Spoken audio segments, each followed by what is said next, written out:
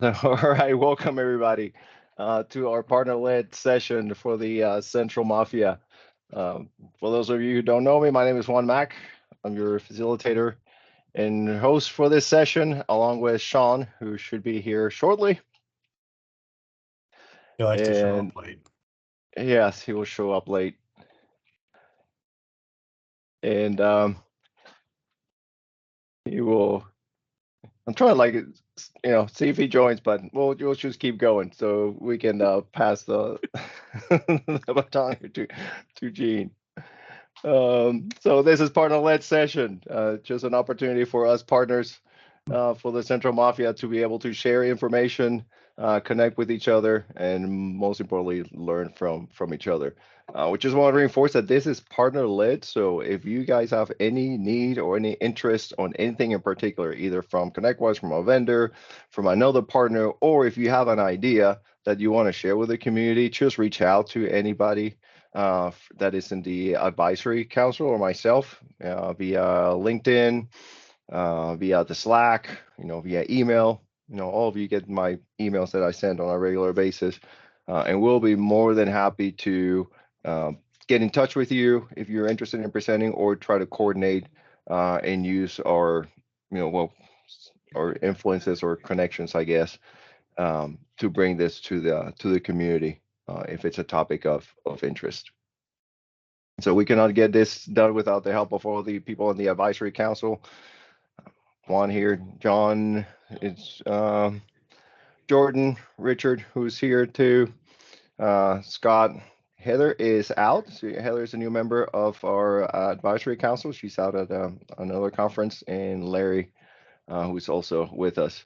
We do have some sponsors, so Sean should be joining shortly, and he is our sponsor from ConnectWise. So anything that we need to leverage and need their assistance as a ConnectWise user group, we work with Sean, and then also Juan Fernandez has been tremendous input to this group. He's always willing to help, so we do appreciate them helping us getting this community together.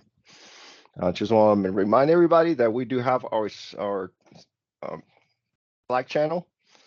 This is very useful if you guys want to just again connect with each other, post questions out there. We created a new channel in there for the in-person events. So IT Nation Secure is coming up.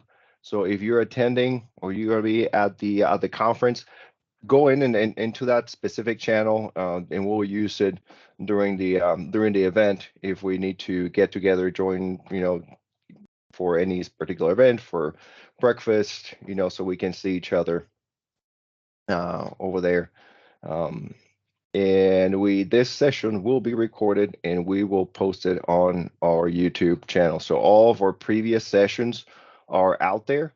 So if you're interested to see the previous topics, if you're new to this series, go back over there and you will see our previous sessions, because we had some pretty cool ones in the past, and you can see what it's all about.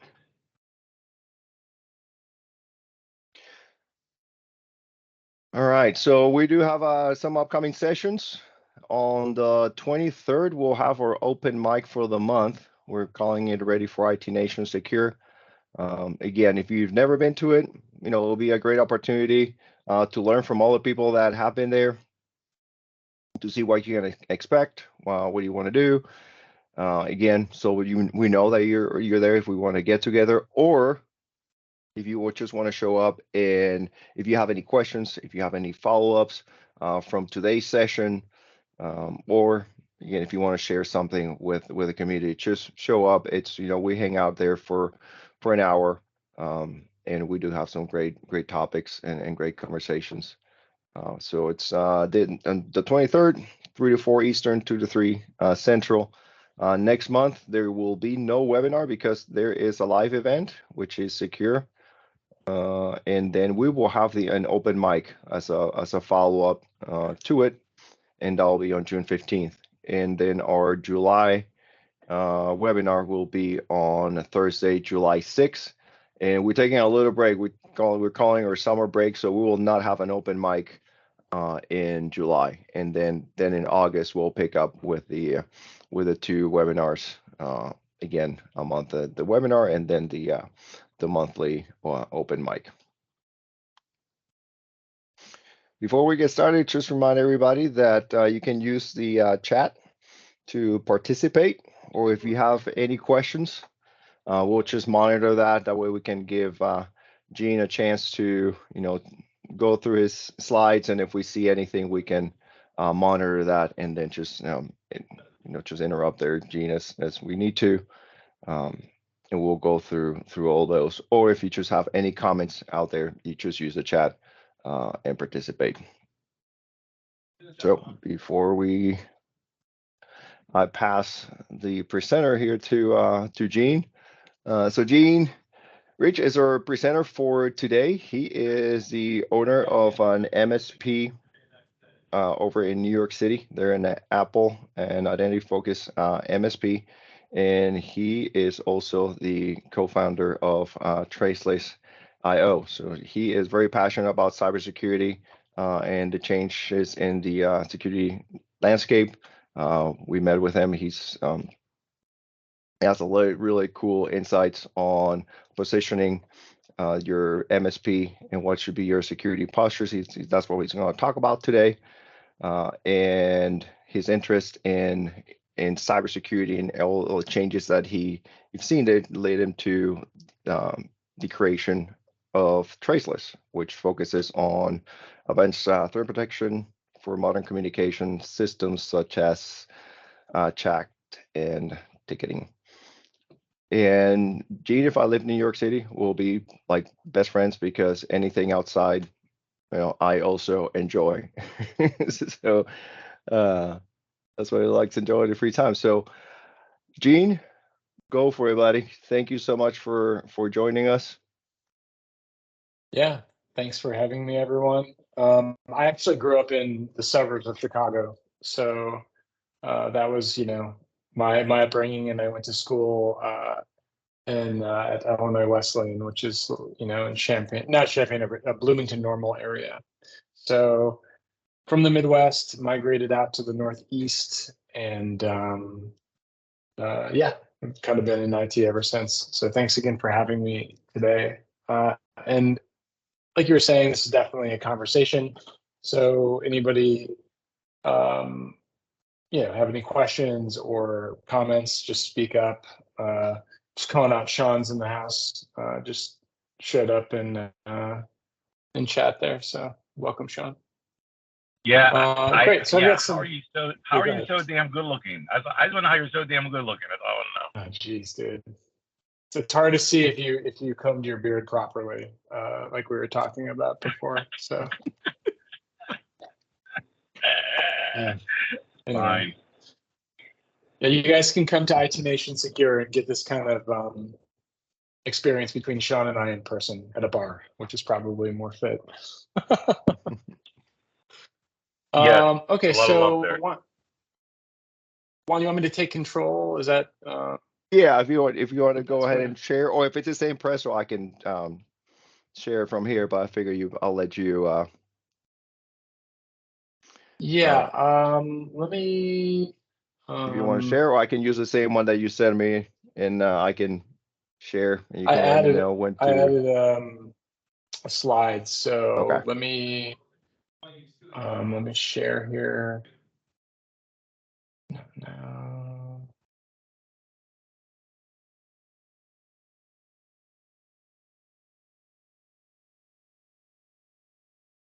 You have to forgive me. I'm not an active Teams user here, so which is funny. We're always you'll learn about what I do. Everyone can see my screen? Yep. Okay, cool. So again, thanks for having me. I guess we could start like where I came from, how this relates to this group, and what I'm passionate and working on personally and professionally right now. So I started a company in New York 18 years ago. I've always kind of been doing something different than most MSPs. And so that MSP is an Apple-focused MSP. And I always get the weird looks in the room, but that's okay. I'm used to them, and I can't see everyone, so it's perfect. Yeah, and through that, I got to do a lot of neat stuff. So I used to be an advisor on the Apple Consultants Board of Advisors. Because of that, I had made some connection with ConnectWise, and Arnie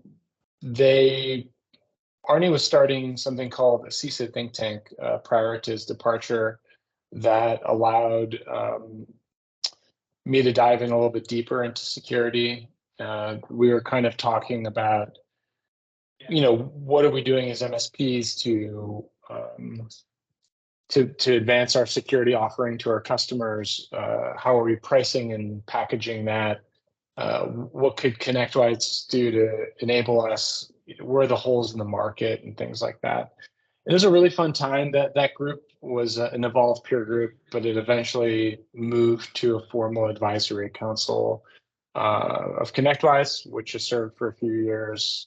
And I think, going back to where I came from, I don't know where everybody is in this group, but I'm sure most of you started with just yourself, or you've worked with small teams. So yeah, so it's been quite a journey to learn through the way. And if there's one thing that's consistent about technology, it doesn't stop changing and evolving. So I think that's part of what I'm working on now in my own MSP.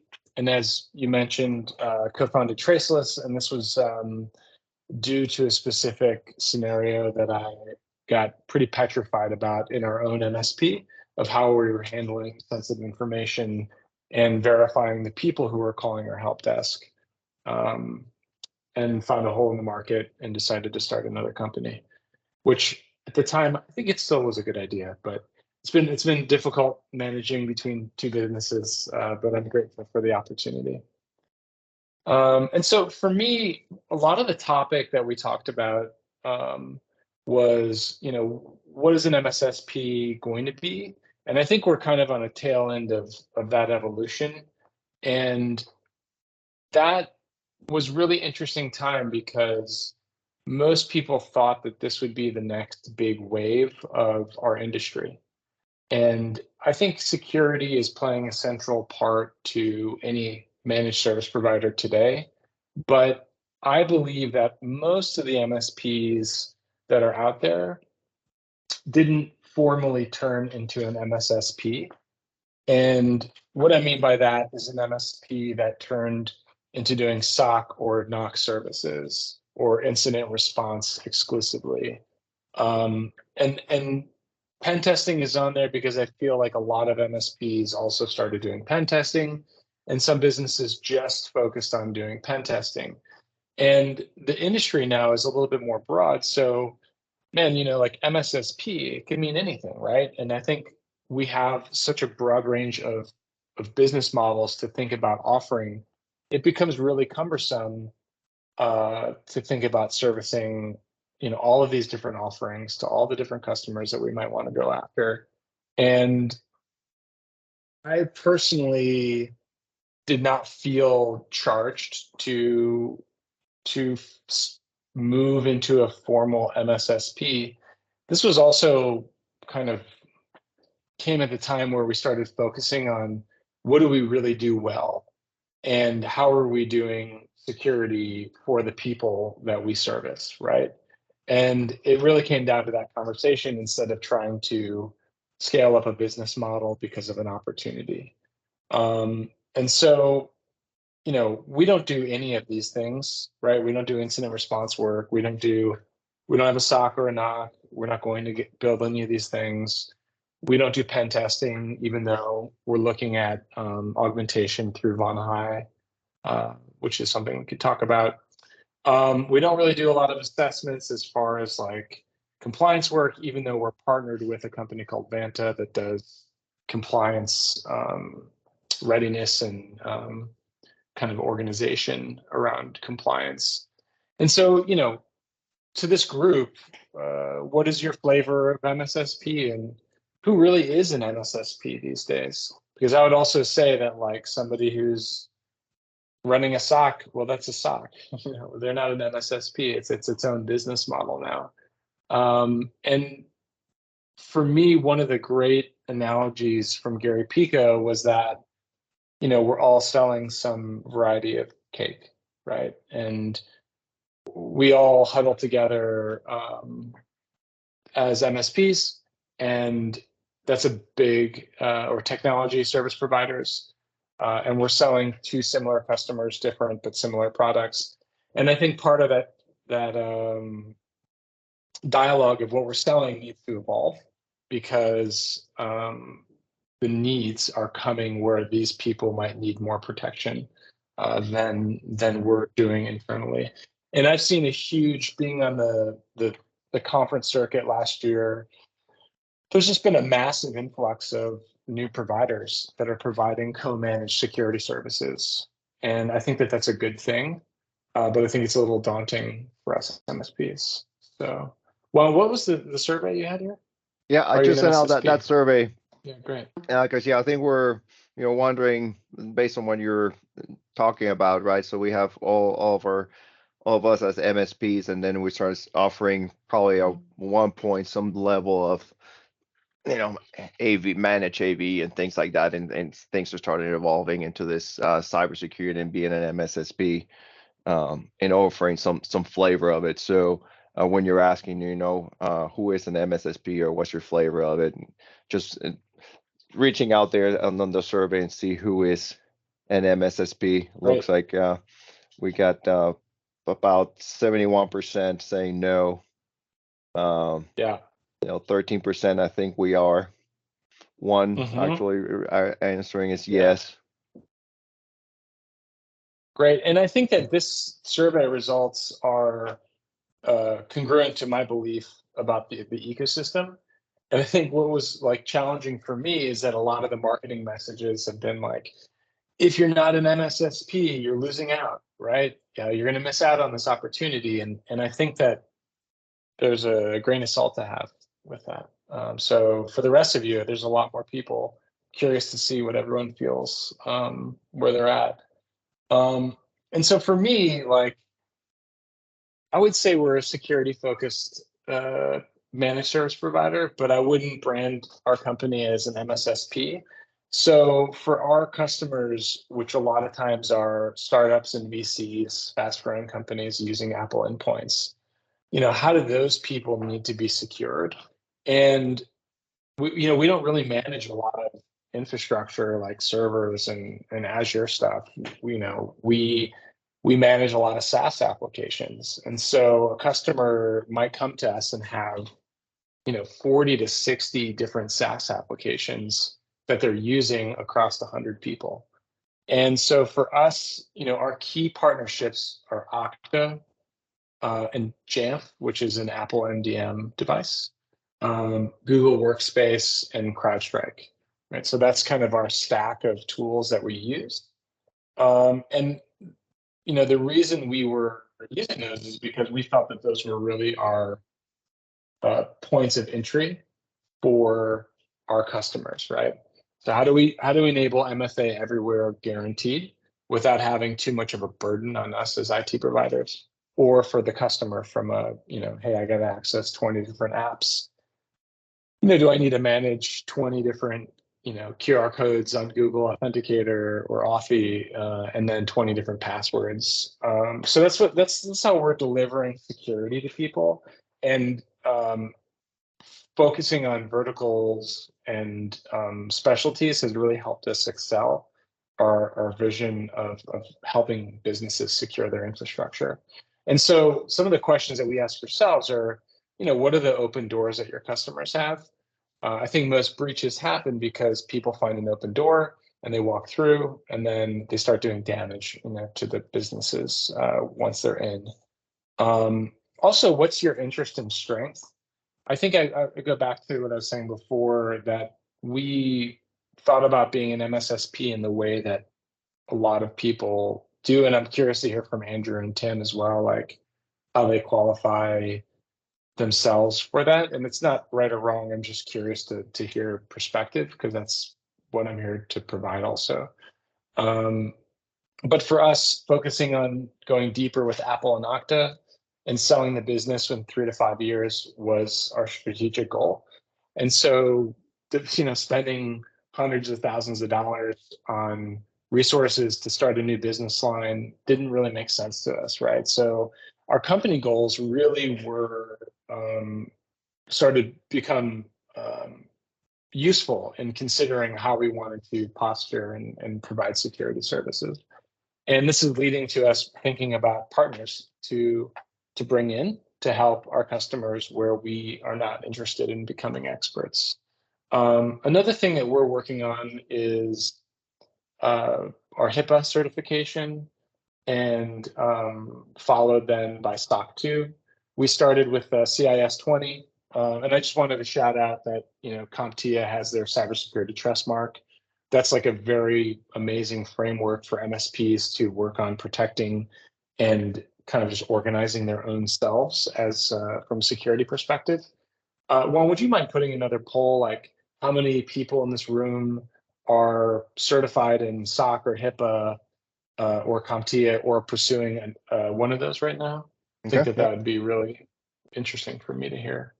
Yeah. And I think through those processes, we've really matured as a business in the way that we view operations and policy, and evangelizing that with our employees. So that's been really good as we've kind of trying to grow up as a business. And again, it's really hard. Like, I think everyone on this call probably understands the scarcity of time and resource. And so doing these ancillary accreditations are expensive and take a lot of effort. At Traceless, we did SOC 2, and that's been really difficult, but we're happy to do that. We felt it was really important to align to a standard body to tell people that we care about security. And now that I'm on that side of it, I'm kind of surprised how many people in the space who are SaaS vendors are not SOC 2. But that's just my own opinion. Great. So, surveys out where there. are we going? Yeah, great. Yeah.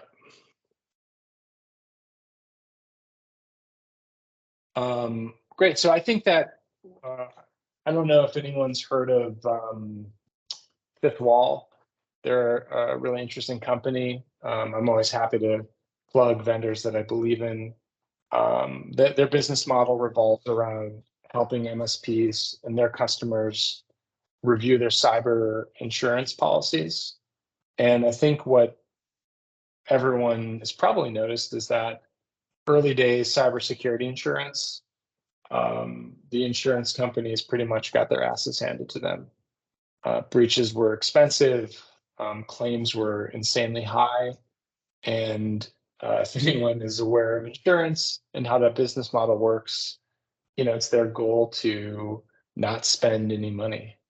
And so they're going to be working more and more on accepting less risk from an underwriting perspective.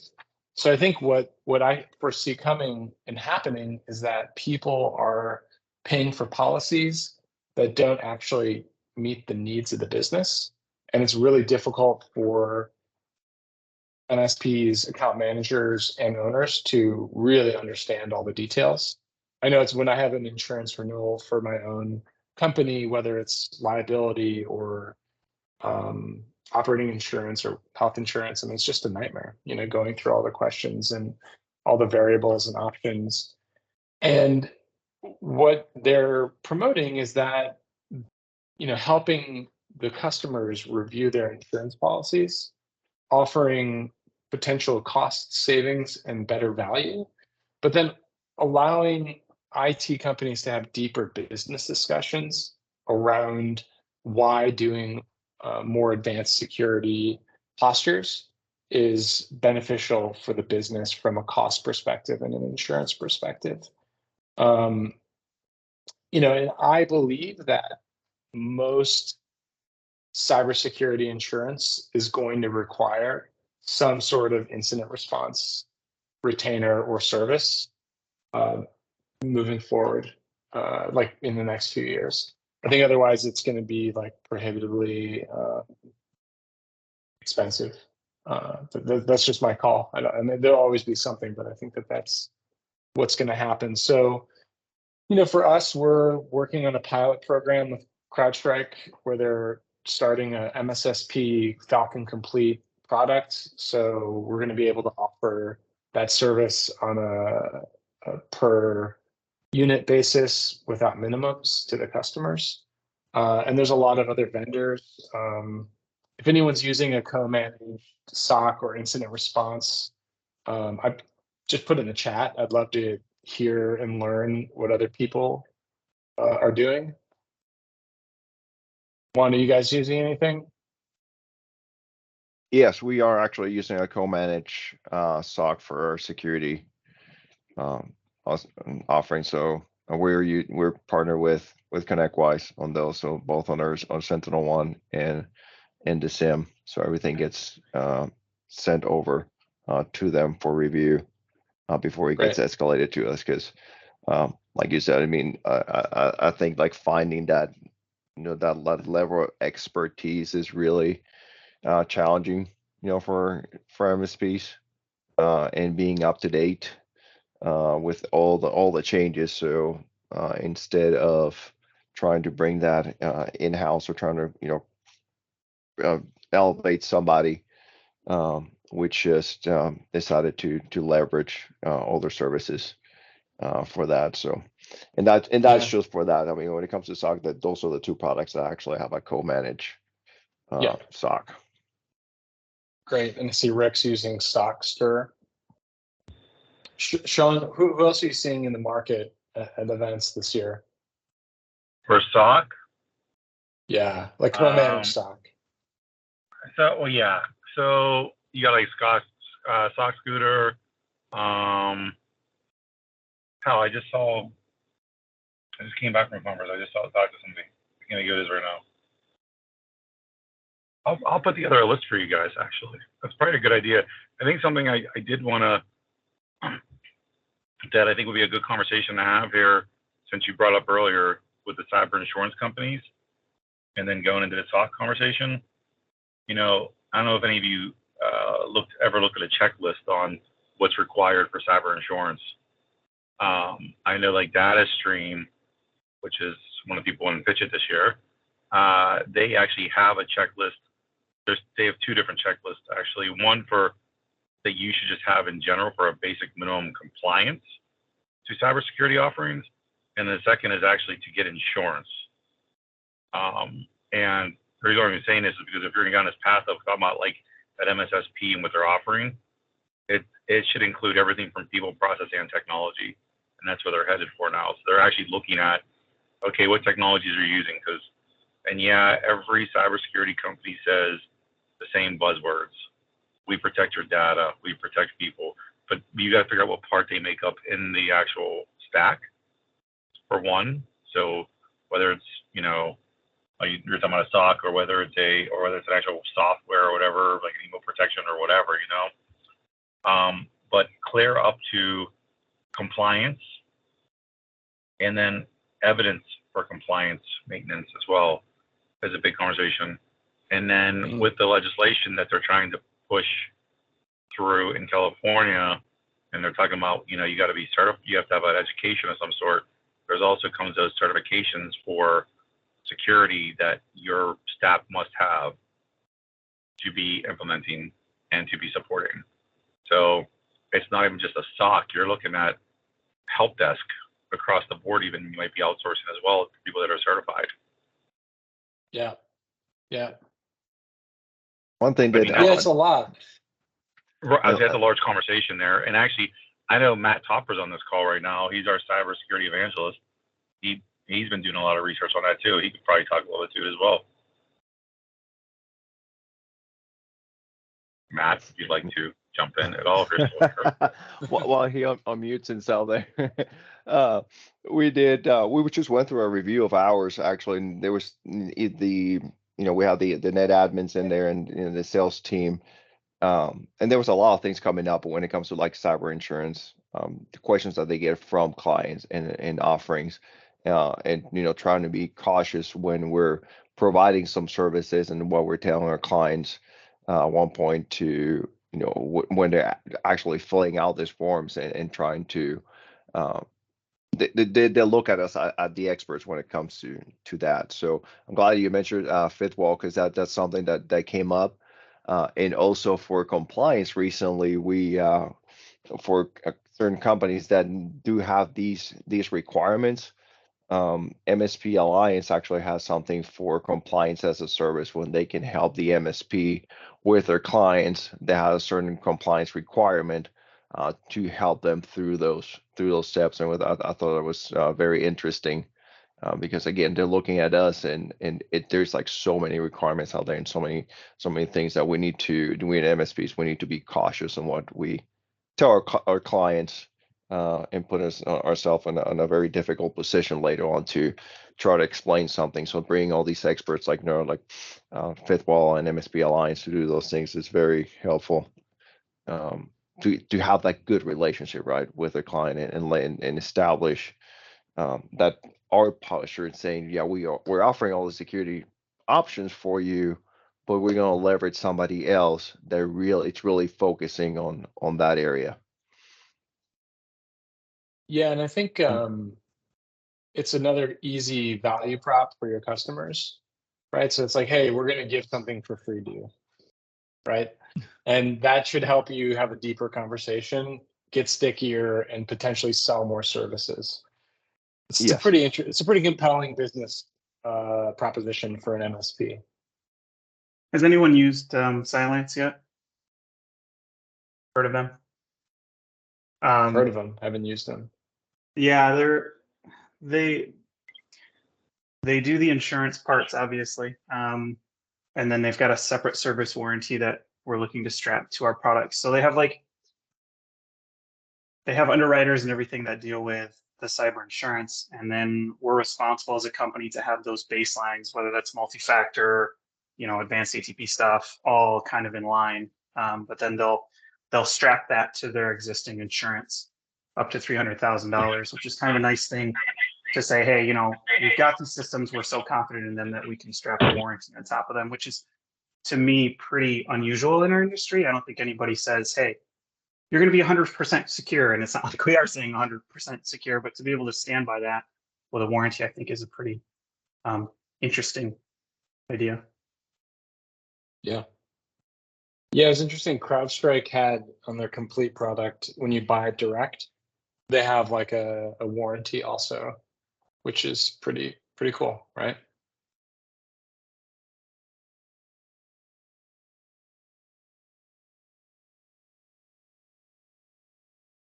All right, so Juan, I've located my unmute button now. So I have a lot of thoughts on all of this, but I will resist the temptation to take over the meeting and start spewing all of them. On specifically what's on the screen in terms of insurance driving business decisions around security posture, one of the things that I preach about this is, yes, that's true, but as an MSP, and this gets into the MSP versus MSSP topic a little bit, I like to think of it as a security-focused MSP, and as part of that, you have your own standards, almost your own framework you're following in terms of security, right? Your clients need to meet your own standards, and by virtue of doing that, you fall into compliance with what insurance companies are asking for. And what I mean by that is, we're making a mistake as an industry if we say, we're going to do what the insurance companies say and let that be the foundation of our programs. That's a dangerous road to go down, right? So if we say we're going to align ourselves with CSF or with Trustmark or with CIS 18, something industry aligned, then afterwards, if we're looking to meet a specific insurance carrier's requirements, we go into a gap analysis on that to see if anything is missing, as opposed to letting the insurance requirements carry that. And the reason I feel that way is some of the questionnaires, while convoluted and complex and complicated, are pretty basic in terms of what's required. And if we go by that and say, hey, I'm good to go because I'm meeting travelers' requirements or whoever, there are things that are I would consider table stakes, you know, like SSO to all SaaS applications or whatever, things that are absolutely 100% required at this time of day, or at this time that are not required in terms of the insurance application. So just be aware of that. And I will stop my soapboxing here. We should plan a meeting where I have a designated speaking slot so I don't step on anyone. But we could go on a while. Yeah, that's perfect, Matt. And you didn't step on any toes. This, you know, one thing about these presentations is they're not just presentations; they're supposed to be conversations. So, you know, thank you for that. Yeah, you have some validity there in the fact that, you know, if you're security focused to a degree, doesn't mean you're a full MSSP, if there even really is such thing as one. I mean, really, because everybody has a different definition, right? But I do, you know, I do see the insurance companies as providing and sort of being the dictator. That's probably a bad word. Let's say they're dictating a lot of the requirements for a security offering, though. I see it the way, sorry, Sean, I don't mean to cut you off. I'm just passionate about this issue. I see it the same way that you would consider something like SOC 2, right? So SOC 2 has a list of criteria, right? They're not specific control requirements. They're objectives that you have to meet with your own control set. And I see insurance in somewhat the same way. You would not, I hope, build your actual security program around SOC 2. You could meeting SOC 2 requirements are one of the goals of your security program, but your actual program should be based off of something like CSF. And kind of the same thing with insurance company, right? So when you're setting your objectives for your overall security program internally or with clients, meeting the requirements of insurance is one of the objectives, but it's not the foundation. I would agree. That's actually where I was headed. My very next comment was going to be that at the very least, the insurance companies at least putting together a to-do list of what you need. So in the end, you'll at least have a starting point, almost a recipe to work from. So Yeah. I don't disagree with that at all.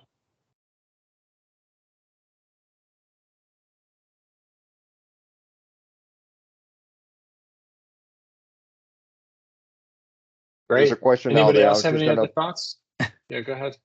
Oh, I was just gonna read a question out there that Jared posted and says, "What are MSSPs doing to assess risk for new inbound customers pre, during, or post onboarding?" I don't know if anybody has a comment on that. You know, The tough one. yeah, The tough one. I know we just do, you know, your typical your risk assessment. You know, that's basically what we do. Just sit down and questionnaire so to get a better understanding from the client, and that will lead, you know, to internally for, you know, more opportunities with a client or to better align it with our offering. So that's one of the things that we do, and on the ongoing basis, we're, you know, reevaluating those. And you mentioned Vanahai earlier, and recently we decided to, you know, offer that to our clients as an added review. So on their package, you know, so you have like a certain amount of IPs that you're gonna renew per month. So you're gonna distribute that and use it as part of our assessment. So that's something that we just added when we're reviewing those with our clients on an ongoing basis. Yeah, I think one of the things I get a lot being in the owner seat of an MSP is bringing in a customer who's got the need and the value alignment, but they're a total mess.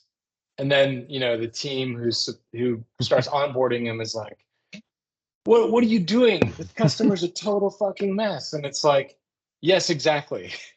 Like, we have to fix it. You know, this is part of our job is to work on, you know, fixing it. And I'm sure I've got a few customers that I think are perfect, but like they're few and far between in the way that everybody agrees to all the things we want to do to improve their environments.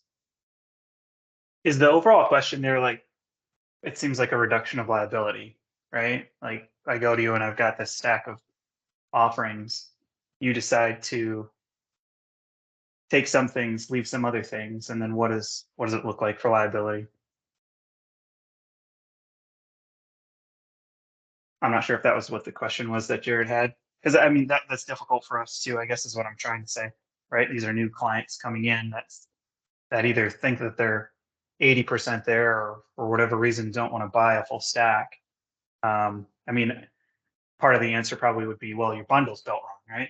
You don't give them a choice. You've got everything set in stone, but it's just not always the reality in manufacturing, at least, that they will buy every last thing that you feel is essential.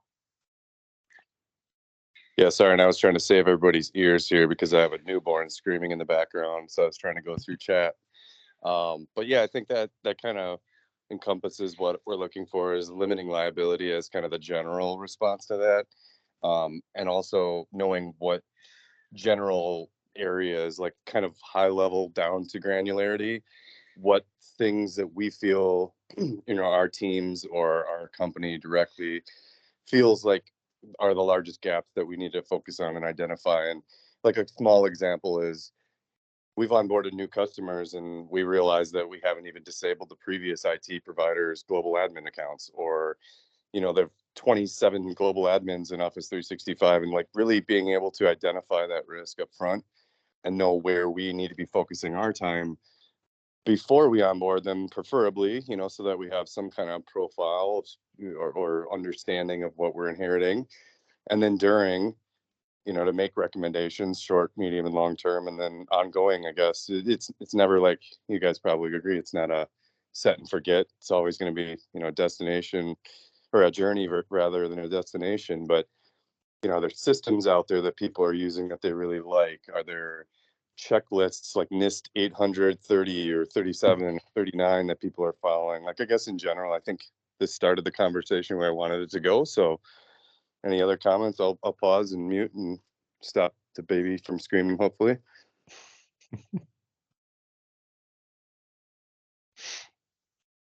You just mentioned two things that I'll probably have to ask.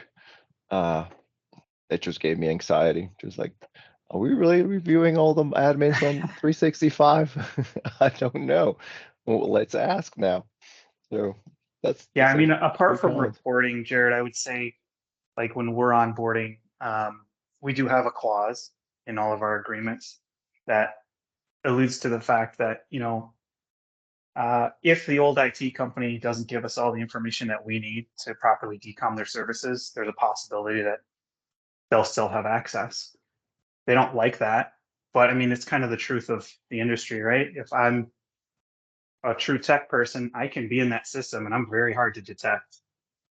So we've just tried to shed some of that liability. It's never come back, but it's probably not even legal. I don't know, but at least it's on paper. We've got something I can point at. Yeah. No, that's helpful. Yeah, I guess we're kind of in the infant stages of what we need to do there. But obviously we've identified a need, and doing something about it is better than doing nothing, and starting with some policy, procedure, or process is better than, even if it's a crummy one, it's better than not having one.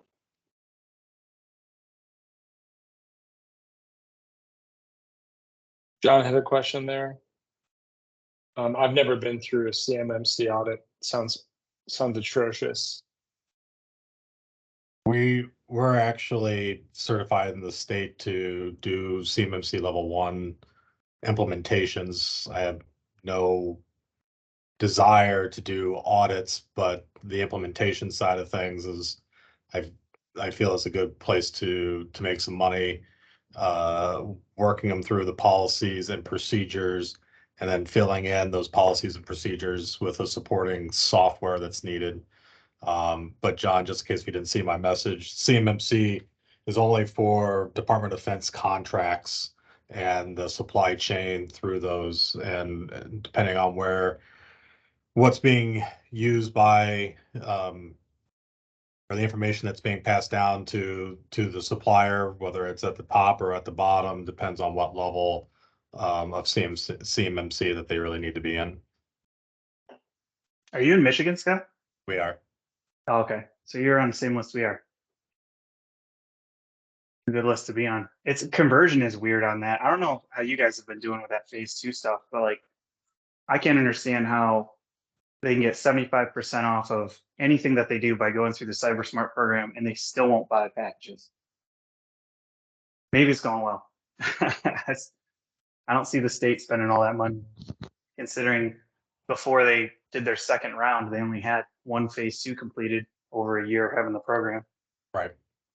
It's just the classic, there's plenty of money there, 300,000 small to mid-sized businesses, but none of them take it seriously. I guess it goes back to the insurance question too, right? They'll follow the money. The insurance people will push them forward.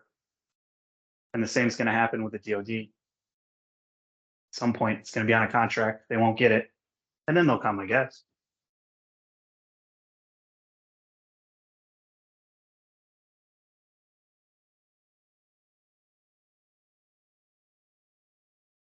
Jennifer, it looked like you had something to say.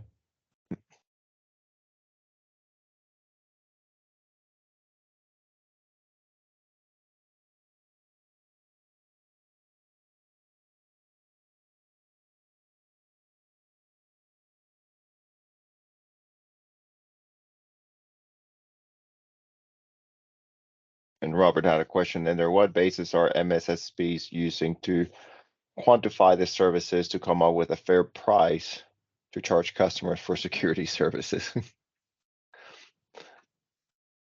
Like, that's a loaded question there.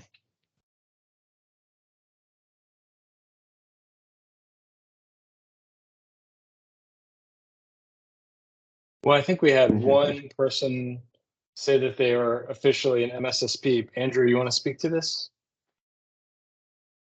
Or maybe Tim?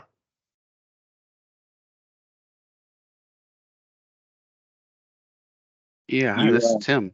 We're like a pseudo.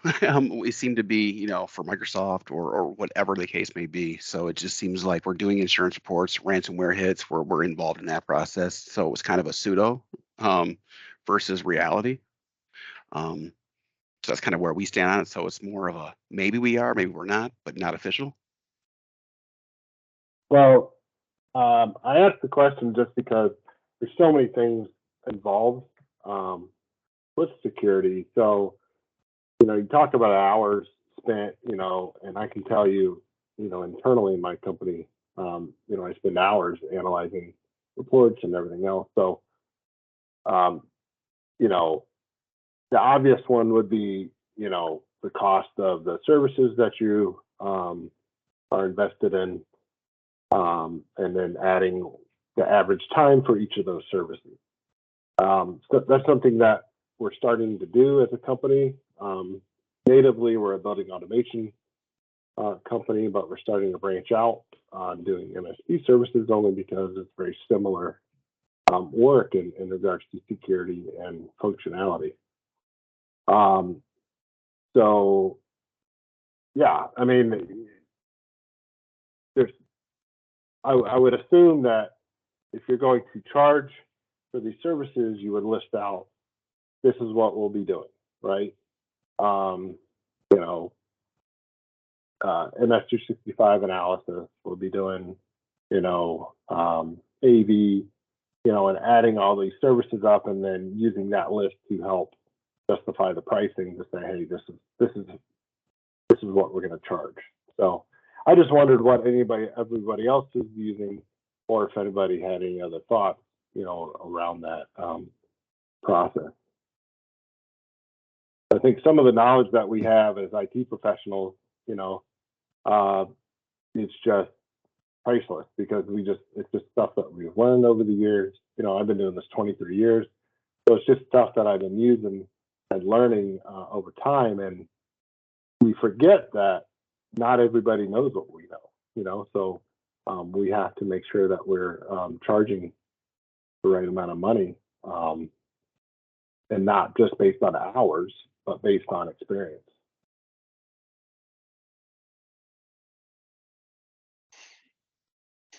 Yeah, no, on the experience A, I think you'll get that. We're actually on our third revision, I think, of all of our different contracts, and it's just taking all that knowledge from and transitions, right?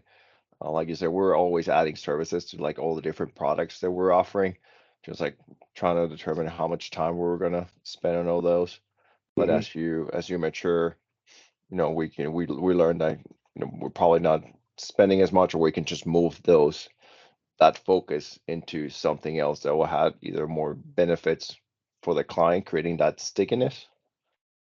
Like I said, like now adding all those additional assessments and bake those into the actual agreements and into our contracts. So it's just like to me, I just see it like it's an evolution from us. Yeah, well, and I think you're confirming my thoughts too, because my initial thought was, well, I'm going to guess at first, and then basically use ticket analysis and time entry analysis to help determine, okay, how much time are we actually spending, and what's that cost look like compared to what we're charging, and then make the adjustment accordingly. Right.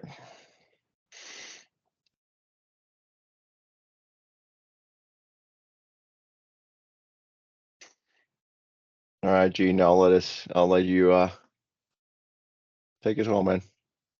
Yeah, great. I think that was pretty much the conversation piece, which is great. So thanks everyone for contributing. I learned some things today, which is really wonderful. How this industry has such deep roots in community. So thanks for inviting me. Just a minute about Traceless. I started this company because we were sending passwords in plain text through ConnectWise Manage, thinking that there was not a lot of risk to that system. I was very wrong about that. And being a Google provider, we never had encrypted email until recently. Google added that to their product. So that was where we started with ConnectWise. We also have a way for people to verify who's calling the help desk. So for those of you who have more than 10 people working your help desk, it's hard to track voices after a while. And with the evolution of AI, voice copying and things of that matter, things are going to change pretty quick, I think. So for Traceless, we allow service teams to send and receive sensitive information, also verify end users. We're putting this technology into Slack and Teams, and we're also going to be working on threat analysis, specifically around communication. So when are people leaving sensitive information inside of chat or ticketing, and when are people starting to have privileged conversations over these methods of communication where they maybe should verify or authenticate the person they're speaking with. So we're really excited about that. We'll have a booth at Secure if anyone's coming through. We'll have more on some new products. And we're also going to wrap our Duo integration here pretty quick and have Microsoft Authenticator as well, probably in the next quarter. So it's pretty exciting times. Has some questions. This is how to get in touch with me. And yeah, it was great. It was also great talking to everyone. So MSP questions or like Apple questions. I always like to help MSPs like, hey, what's up with this Apple thing? I'm that guy. So you can just email me all your Apple questions at my Traceless account. I've learned a lot from other MSP owners and employees, so I can only hope to help other people. Yeah, Gene, I only have a stupid question. The Traceless pricing, like I'm looking at Traceless right now. I'm looking at Traceless Advanced. I move this the thinger, right? The little toggle, and it goes to say I've got 10 users, goes to 50 a month, and then it says for 10 users, 144 a month total. Yep. I'm confused. Why am I confused? Because like one is 5 with a 99 month. So the base one is a standalone application. So for example, ConnectWise uses our app instead of like WeTransfer, right? It's a more affordable and more secure app to move sensitive information. So I use it, for example, if anyone's bought a house, you have like an annoying salesperson, mortgage broker who's like, yes, email me your tax returns. And it's like, well, no, I'm not going to really email you my tax returns, right? I don't want those sitting in your email inbox. So I use Traceless to move that data to people. So that's the standalone app. As soon as you get into integrations like ConnectWise, it's the mid-tier. And the user-based pricing, so it has a base fee for the tier. And the users are quantified as people who need to use the tool inside of your company. So let's say you have 50 employees, but only 30 of them work on the service desk. Maybe your I number's got you. 30. I was not just 50. missing the base price. That's because I Yeah, don't read no much. worries. That's okay. I'm right there with you. And I also can't find things. You can ask my wife. I'm not able to find things in clear sight. So Thank you. yeah, sure. Thanks, sir. Great, Juan. I'll pass it back to you. All right. All right. Thanks, Gene, for joining. Thanks everybody for the question. That's fantastic. I always love it when there's interaction from the community. So there were great questions. So Gene's gonna be at Secure, right? You're gonna have a booth. Yep. Yeah, So, you can just look for a bunch of weirdos in tie-dye jumpsuits. So we're easy to find. Yeah, hard to miss. So I just put the last poll in there just to see if anybody on the call is gonna be at Secure. I will definitely be there. So I'll be posting Yes, messages. we'll be there. Hey, Juan, quick Yes. thing to add to that. The IT Nation team wanted to know if we want to set aside space for a meetup. So that but for me to get that, it just requires to have an idea of a count of people that are going. So anybody on this call, and anybody on this call that knows of the people that are going to be there too, or can reach out to people, please let us know so we can get a count and figure out what kind of meetup that we can actually offer for everybody. That's all. Perfect. And I should have put on the poll there if not if you're going, but maybe somebody from your company is going. So if anybody from your company going, feel free to share our information. And also on the Slack, we'll have the channel out there for the in-person events to keep up to date with all those communication. And I will always I'm going to send a follow-up email for the recording. I'll have Gene's information out there.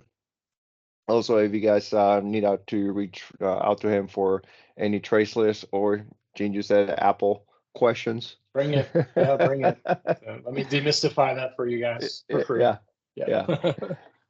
So all that we will be included on that follow-up. So again, thank you everybody for joining. Again, thank you, Gene.